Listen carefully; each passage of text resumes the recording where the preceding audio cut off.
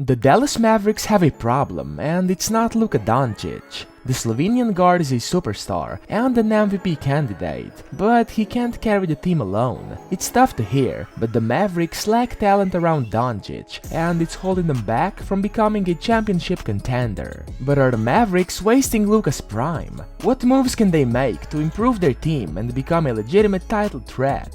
Just a couple of days ago, it took 2 game-tying 3-pointers from Doncic and double overtime for the Mavericks to outlast the Los Angeles Lakers. He leads the league in scoring at 33.8 points per night, and his 42.8 usage percentage this season already tops the previous NBA record, which was accomplished by Russell Westbrook back in 2017.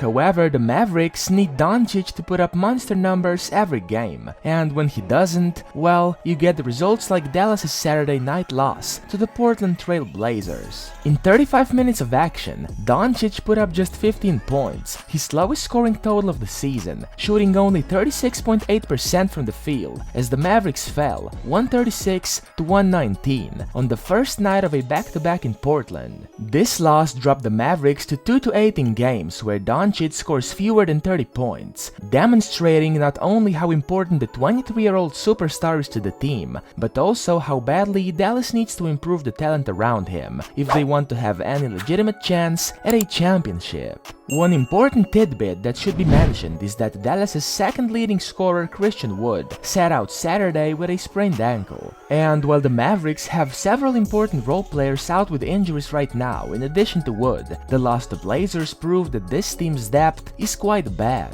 Doncic needing better help isn't a new revelation. It's been a constant theme ever since the Slovenian guard fast-tracked Dallas' rebuild after the Dirk Nowitzki era, with a playoff appearance in just his second season in the league.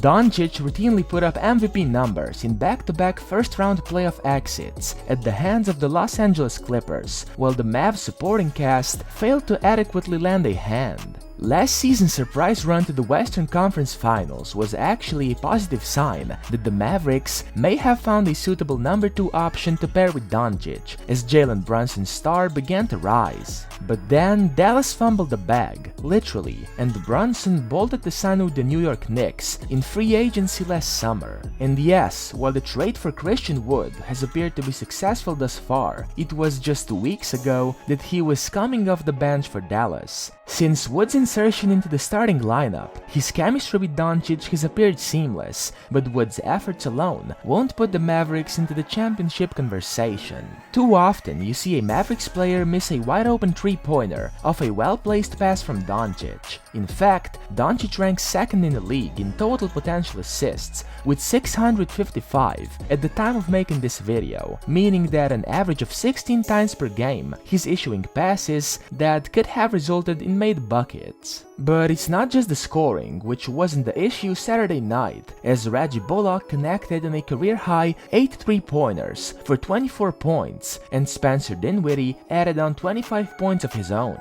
It's the fact that when Doncic isn't on the floor, the Mavericks' offense becomes non-existent. The Mavericks score 14.8 points per possession more when Doncic is on the floor than when he's on the bench. Based on those numbers, Dallas is a 54-win team when Doncic is in the lineup versus a 24-win team when he's not. The Dallas Mavericks need to address the lack of talent around Luka Doncic if they want to have any chance at a championship.